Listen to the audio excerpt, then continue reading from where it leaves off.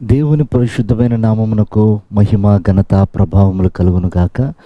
వీక్షిస్తున్న మీ అందరికీ కూడా ప్రభువైన యేసుక్రీస్తు నామములో శుభాభివందనాలు తెలియజేస్తున్నాను.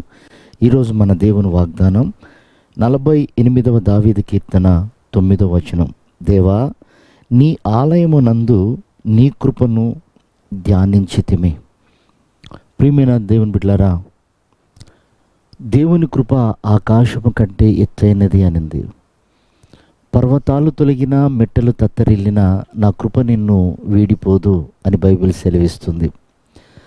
శ్రమల్లో, శోధనలో ఉన్నప్పుడు నా కృప నీకు చాలు అని దేవుడు మాట్లాడినట్లుగా బైబిల్ సెలవిస్తుంది. ప్రియమైనటువంటి దేవుని బిడ్డలారా, ఇన్ని వాగ్దానాలతో కూడినటువంటి ఈ కృపను కురాహు కుమారులు అంటారు, నీ ఆలయములో మేము ధ్యానిస్తున్నామంటాడు.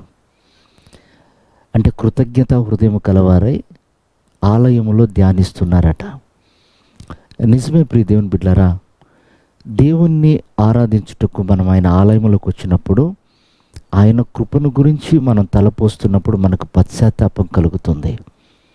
ఆయన కృపను గురించి మనం ధ్యానించినప్పుడు మనం కన్నీరు ప్రవాహం వల్లే కారుతుంది. ఆయన కృపను మనం ధ్యానించినప్పుడు మన హృదయం తృప్తిపరచబడుతుంది. ఎందుకనంటే మనం కృపాకాలంలో ఉన్నాం. చూడండి, ఎంతోమంది లోకములో అరణ్యములో ఆకుల వలె రాలిపోతున్నారు, యాక్సిడెంట్స్లో చనిపోతున్నారు, ఆకలికి అలమటిస్తున్నారు, సమాధానం లేక జీవిస్తున్నారు, అనేకమైన ఇబ్బందుల కొలుముల్లో వాళ్ళు ఉంటున్నారు. కానీ ఏ యోగ్యత మనకుందని ఆయన కృపనిచ్చి మనల్ని కాపాడుతున్నాడు. ఎందులో అర్హులమని ఆయన కృపలో మనల్ని నిలబెట్టుకొని ఆయన మనల్ని కాపాడుతున్నాడు. ఎప్పుడైనా ఆయన సన్నిధికి వచ్చినప్పుడు మనం ఆరాధిస్తుండగా, ప్రభువా, నీ కృపను బట్టి నన్ను నిలబెట్టావు, నీ కృపను బట్టి నన్ను కాపాడావు, నీ కృపను బట్టి నాకు సహాయం చేశావు, మరేదీ లేదయ్యా అని మనం ధ్యానిస్తున్నప్పుడు మన హృదయం ఎంత ఆనందంగా ఉప్పొంగుతుంది. విచిత్రం ఏమిటంటే, ఈ దినాన దేవుని సన్నిధికి వస్తే ఎన్నో రాజకీయాలు, ఒకరిని కనపరచలేదని, ఒకరికి విలువ ఇవ్వలేదని. ప్రియమైనటువంటి దేవుని బిడ్డలారా, దేవుని సన్నిధి ఒక వ్యాపార గృహంగా మారిపోతుంది.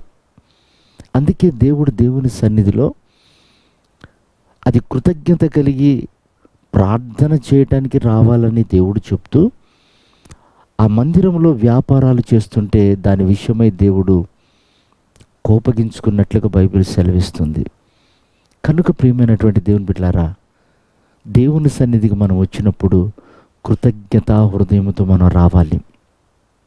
అందుకే జ్ఞాని అయిన భక్తుడు రాస్తాడు, నీవు దేవుని సన్నిధికి వెళ్తున్నప్పుడు నీ ప్రవర్తన జాగ్రత్తగా చూసుకో. ఆయన ఆకాశం అందున్నాడు, నువ్వు భూమి మీద ఉన్నావు. నీ మాటలు కొద్దిగా ఉండాలి, నీ ప్రవర్తన ఆయనకు అంగీకారంగా ఉండాలి. చూడండి, ఆయన మందిరములో, అది ఆయన మందిరం కనుక, మనం ఆయన బిడ్డలం కనుక ఆయన మనల్ని చూస్తాడట. రూతు బోయాజు పొలములో పనిచేస్తున్నప్పుడు రూతును బోయాజు చూసి వచ్చి మాట్లాడాడు. కనుక ప్రియమైన వారలారా, మన ప్రవర్తనను చూస్తాడు, మన మాటలు వింటాడు. కనుక దేవుని సన్నిధి, ఆ సన్నిధిలో మనము కృపను తలపోసినప్పుడు మన ఆత్మీయ జీవితం విశాలపరచబడుతుంది, ఆశీర్వాదాలు విస్తరిస్తూ ఉంటాయి, దేవుని కాపుదల మనకి ఎల్లప్పుడూ కలుగుతూ ఉంటుంది. కనుక ప్రియమైన వారలారా, ఆ కృపను కాపాడుకుందాం. ఎంతోమంది ఆ కృపను పోగొట్టుకున్నారు. అట్టి స్థితిలో మనం ఉండక ఆ కృపను కాపాడుకొని, కృపగల దేవుడు ప్రత్యక్షమైనప్పుడు ఆయన ఎదుట నిలబొట్టకు తగిన యోగ్యులుగా మార్చబడదాం. అట్టి కృప ప్రభు మనందరికీ దయచేయను గాక. ఆమేన్.